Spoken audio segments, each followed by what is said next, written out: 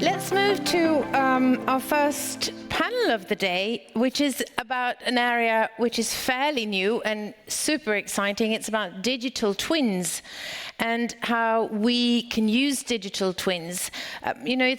Digital twins is striving to mirror real-world products or processes or systems or any other entity that can then be worked on for example, real-time analysis and troubleshooting. But also the opportunities for innovation are great. And here's a panel that will share key learnings from different digital twin implementations in different industries and societies. And I will leave it to you, Anders Bergman, lead digital business transformation lead at AstraZeneca, to introduce your panel. Looking so much forward. Thank you. Thank you very much.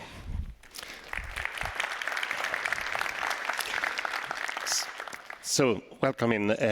We have Jelena Zdravkovic from, she's head of the Department of Computer System Science at Stockholm University. And yeah, welcome. Thank you. and next one out is Magnus Nydén. So he's Executive Director at Pharmaceutical Technology Development at AstraZeneca from Gothenburg. And we have Caroline Michel, Digital Product Owner at AstraZeneca Sweden Operation. And finally, we have Jonas Omfeldt, Senior Director, Product Development, Water Infrastructure, Xylem. So please take a seat. We will discuss some learnings from both research and from implementation of different digital twins. And our idea is to share learnings, share challenges, share some opportunities and some benefits. And as we heard, a digital twin is typically something that mirrors a real-world process, product, system, entity. And just because of that, it can mean very, very many different things, depending on in which area it's deployed, and also depending on the use case. So each digital twin is as unique as the product or process it represents. And we will dig a little bit deeper now in different types of digital twins, and I think we should start with Magnus. What type of digital twins are needed for the drug development process, like when turning drugs into medicines? It's a very broad question. And first, I want to make the audience aware of the fact that drug development means making a medicine. It's much more than the actual molecule, which is supposed to do a piece of work that biologically is the relevant mechanism. It's about adding about 60, 70, 100 different chemicals to that molecule to make it into a medicine. So it's highly complex. Highly complex. Then that medicine, if it's a tablet, goes into the body. It dissolves. All the parameters that affects the dissolution of a tablet are highly complex. Then the molecule will go over a membrane, a mucus. It will go over the muci. It enters into the bloodstream, where it's subjected to the 2,800 or so proteins and other chemical substances that are in the body, all interacting with the molecule in some particular way. And the drug delivery system is fundamental to also that. So, and before that, of course, in the making of the actual tablet, or the injectable, or the inhalation device, there are about 10 or 12 or 14 steps. So, to answer your question specifically, we need digital twins of the actual molecule, which means going out down onto the electronic structure of the molecule, predicting how that molecule will form a solid substance. Because I don't think you know this, but that is actually where it starts, whether the molecule will be able to turn into medicine at all. Because it needs to form a powder of a particular physical form and shape in order to be turned into a medicine. So having a digital twin of the molecule itself and be able to predict how it will form that particular powder. Then a digital twin, how it interacts with other substances when making the tablet, a digital twin of that. So what is that then? It's a mathematical model often. But it's so complex because of the heterogeneity of the system around it that we need machine learning approaches on top of that mechanistic model, I should have said, not mathematical model, mechanistic model, that together with an AI-based model forms a digital twin, once trained on real-world data. And now we're starting to have enough of that in the pharmaceutical industry to turn the model into a real digital twin, which to me means having the basis of a mathematical model, but also its continuous test from real-world data, updating that mathematical model on the new information that it receives. So it's from the chemistry and the electrons of the molecule all the way through to not only making the molecule itself, but the effect it has in the body. But then it's actually also the supply chain around it, supplying all the thousands of patients that we have around the world, understanding how that complex supply chain works. So it's small and it's big all at the same time. It's not only one digital twin, it seems like a very many aspects and very many different. Yes. And in your opinion, in this very complex, large, unknown, parametric relationships, what is the best strategy? How do you move on? Yeah, there's one fundamental thing we always start with, and that is to ask 3 different questions. But before that, we say, if you now want to build a digital twin of a particular thing, being it a system with chemicals to make a tablet around an active substance, being it the actual tableting system itself, you have to ask yourself, if that system could speak to you about its life, what are the parameters it would shout to you are the most important parameters to understand? Then you go through all of those. What are the parameters that shouts to you? What are the parameters that speaks to you? And what are the parameters that whispers to you that are not so interesting? And then from that, you start to think about there are 3 things. The type of data you need that the system will shout and speak to you. What's the volume of that data and what's the quality of that data? Because once you can respond to those 3, you can actually simulate whether or not you can use, for instance, machine learning to actually build a digital twin. So that's where it starts. That's the strategy.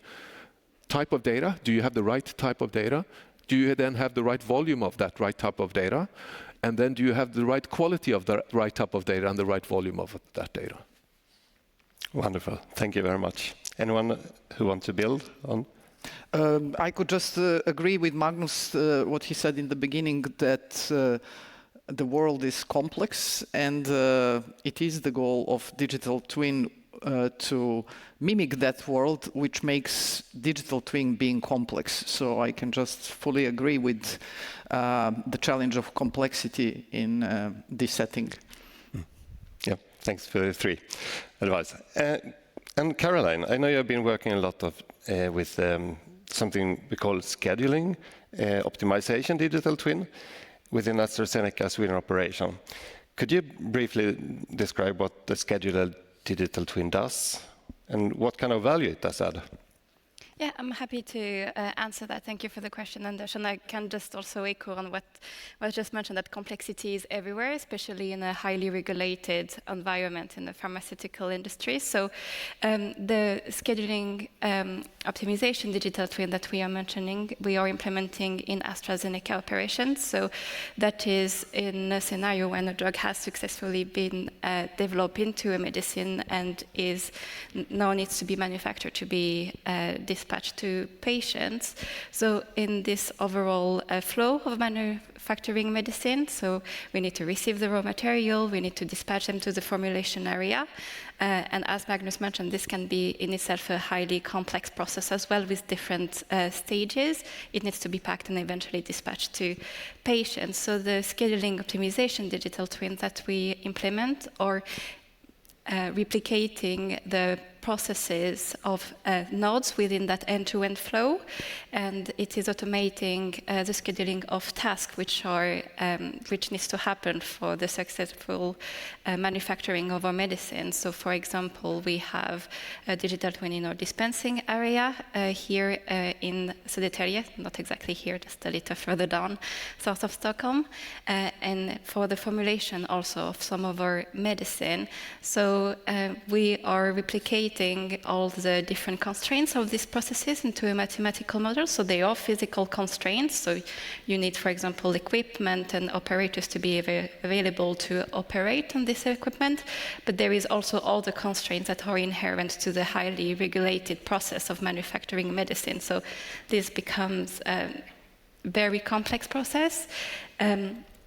And then different scenarios are generated for the different plans, answering to these different constraints, and the best optimal plan is selected by our digital twin, and that become the source of truth for the scheduling of tasks. So it is answering the question of what equipment, what purchase order, what products need to run on which equipment, by whom and when. And today, or before the implementation of some of our digital twin, we have some which is still in the process of implementation, and we have some which have been delivered already to our users. But this process of planning on which tasks need to be scheduled, on which equipment is done by people who are very close and working within operations every day to get the medicine out for patient.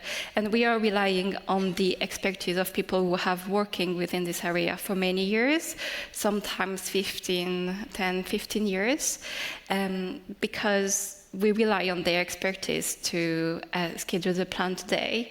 So the value that a digital twin can bring is to automate this process, so we're not as reliant on a specific individual with that expertise to generate the schedule today, but it's also to optimize the utilization of our resources today, resources in terms of equipment and manning, to maximize throughput also at a lower cost.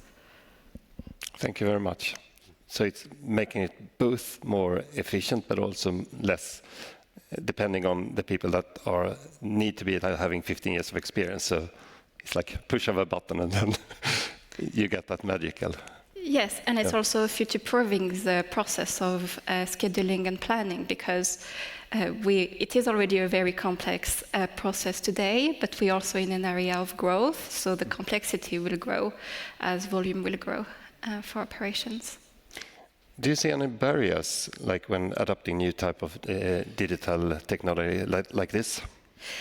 Absolutely, because we are automating tasks and processes which are done today by people with very long expertise in the manufacturing process.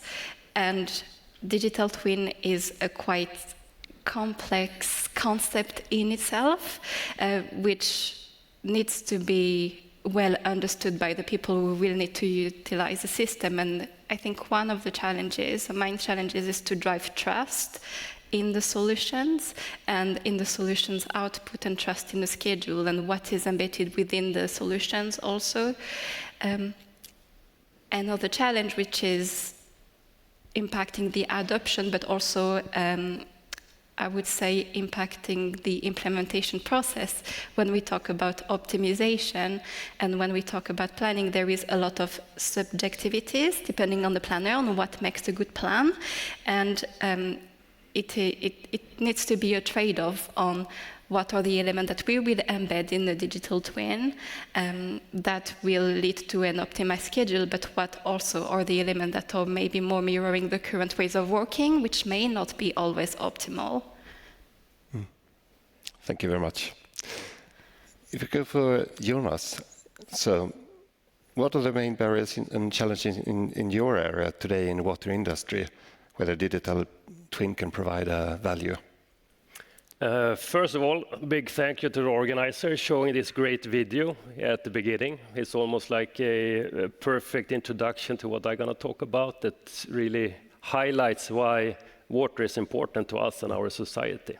So what we see globally across the world, and especially in developed area, we see that we have infrastructure that have been invested in for decades that is aging. We see increases in leakages and that the funds to invest and improve and revitalize this infrastructure is not available. That's a big issue. So as an example, in some of the European countries, more than 30–40% of all clean water generated do not reach the end consumer. So it's like a big waste. Then another more pragmatic issue is also aging workforce. It's a tough time finding the staff, technicians, process engineers to work in the water industry. It's not, I think many of us take water for granted because you just open the tap and the water comes. So it's something that is often not realized that you need to actively work with as well. So that's, and with aging workforce, a lot of people are retiring. There's a lot of expertise and knowledge, process knowledge, how to optimize and run treatment plants that goes to waste today. And of course, another big threat coming that's going to affect not just the water industry, of course, global climate change. That's going to stress our existing water infrastructure on different levels. That might also create flooding in our cities and also pressurize the sewer system to release, say, filthy water onto our streets and everything. So there's a lot of pain points in the water industry where I believe that digital twin could be one of the solutions we can use.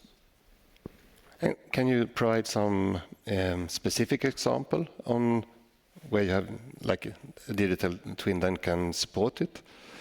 Sure, and I think my example is a bit more hands-on than Magnus here, talking about molecules. We talk more about assets, machines, pumps, transporting water that you put into a pump station that is part of a complete like wastewater network infrastructure that covers whole cities, and is then transporting the wastewater to be treated into wastewater treatment plants. So starting from the physical asset, we believe that digital twin is one way of predicting when they're about to fail, predicting what is about to fail, so you can prescribe service ahead of them breaking down and creating a chaos on streets or anywhere. On the next level, we can also use digital twins of complete networks to seek optimization where we need to invest. We can also simulate different scenarios. So with changing climate, we see that the typical dimensioning of water infrastructure systems are shrinking because these storm events are coming at a higher frequency. And that's another way that we can then use to optimize and dimension the systems for to prevent these events causing some issues for us. And then, of course, in treatment plants, there's a lot of use of energy and chemicals. By building digital twins of the complete wastewater treatment plant process, we can optimize use of energy, use of chemicals, to balance that and find an optimal way of producing clean water without influencing the climate change ourselves in the process. Thank you very much. Moving to Jelena. So at Stockholm University, I know you're working a lot with like foundation and theory of digital twins. Can you mention an example or areas of digital twins that Stockholm University are working with and some like of the learnings so far? Yeah, of course. So we indeed, as Common Academia, started by theoretically exploring digital twin, but recently launched several projects, and one of them is digital twin for smart buildings. So just saying simply, compared to molecule being so small but so essential, there in that project digital twin represents a building, and the idea is to improve the original, the functioning of the original, especially when now even in Sweden we get even more buildings with solar cells. And their digital twin we see as very relevant to optimize the use of energy, and also with the help of AI for being able to do that, meaning having a learning aspect in the digital twin. Another project is where digital twin is replicating the process mining, and process mining is quite important discipline in management of business processes nowadays. So also quite intriguing how digital twin can improve process mining, because that's a challenging area where a lot of data are missing, and you need to find the ways to improve the accuracy of the functioning of process mining. And the third, but not last, very, very recently, we have launched the collaboration with the French Institute, which integrated us also with Airbus, where we are going to prototype digital twin for manufacturing process for aircrafts. So it will be focused on a number of processes, the replicas, and especially on the assembly process. So we look forward to that.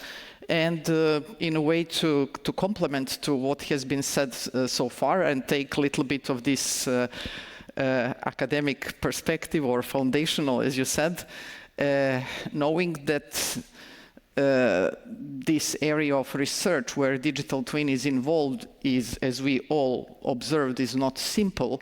And digital twin can represent an object, can represent a system, can represent a process, or even a number of such. So we think at Stockholm University that it is important for the beginning to understand what your digital twin will represent. And do you need maybe number of digital twins which will together make a system of systems? And then the communication between them becomes very important. And then comes the development process, where we also think that there should be a methodology. Does not need to be too over-traditional, but rather agile, in order to come with a minimal viable product. So it's totally exciting. That's best what I can say when I think about what I have heard and what we are also doing. Yeah, I think this with a system of digital twin, so that's yeah, you will, like, in the best world you will have a replica of the whole world and how things comes together. But how far have you come in? Have you any experience of combining different digital twins from? Well, yeah, I can go first. The combining digital twins where we are in the development phase, so that's pre the manufacturing space. We are coming at that from a starting position, you could say. We are looking for the glue mechanisms between the digital twins. For instance, when you go from a molecule to the little particle that I was talking about, how do you connect them? What computer science do you actually do at that interface? Do you use an LLM as an agent, or how do you do it? There are other means as well.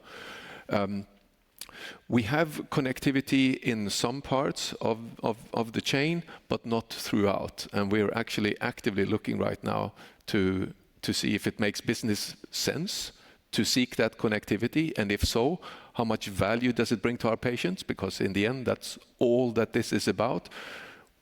We make medicines that saves people's lives, and if that takes 6 months, or if it takes 3 months, makes the world of difference for the patients that are waiting for our medicines. If you're a cancer patient in China and you're looking for a new drug that can transform your life, whether you get that in 3 months or 6 months, as you can imagine, it makes the world of difference. So the connectivity part, we do believe is important, but we're coming off from a starting position, I would say, to be honest.